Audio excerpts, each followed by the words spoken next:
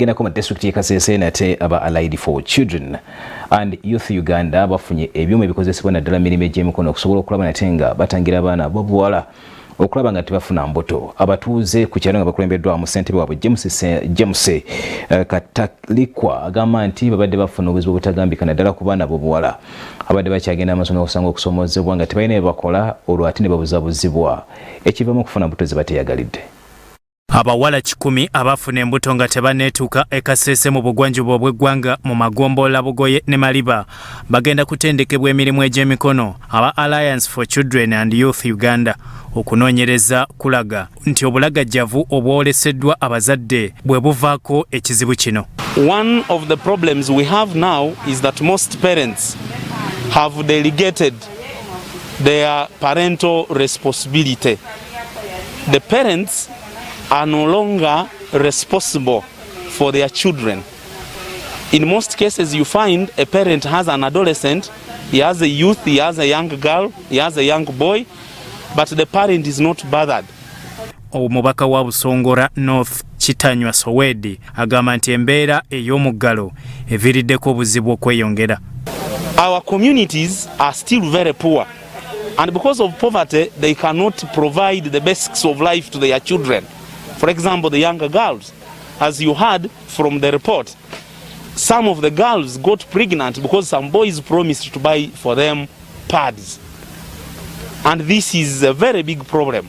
So you find because a girl is interested in having something new in his life, something basic in his life, he decides to surrender. Katalikwa James ssentebe wa LC yokusatu e Bugoye ategezezza nti kebafunye ebyuma ebibaweereddwa mu Busongora North embeera ya kutereera. But we as government, we are trying to emphasize that parents, please engage your girls, engage our little girls in activities, more especially when it is time for COVID like these days. Engage them, they should be working with you hand in hand, be with them, be serious and advise them so that they should not think of going anywhere.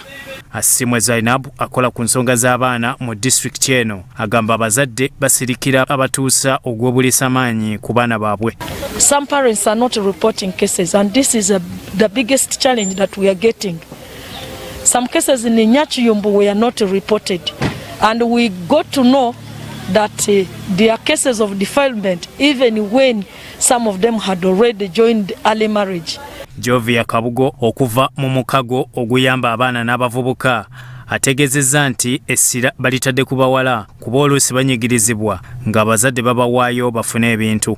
We are building their capacity to be able to be self-reliant and also desist from engaging in risky behaviors that can result into engaging in child marriages or even being able to give birth to more children when they are still in their father's houses. Muhindo Jessica Nembabu Jacqueline abamu kubaganyuddwa mu ntegeka eno bagamba nti bagenda kwetandikirawo emirimu kebafunye amagezi n'ebitandika. Advice gyempa abaana abawala abali eyo mu maka banange mpasaba abaana abawala muli eyo obanga tona bakuzaala tibanakufunisa olubuto oguma kubanga ebyababubuka ebyo timuli wadde kirimu kutulimba kwe kulimu.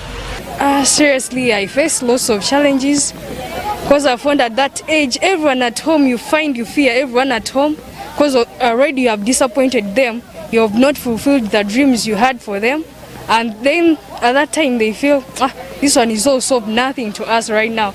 Biatumsime Gerard, Sorot TV.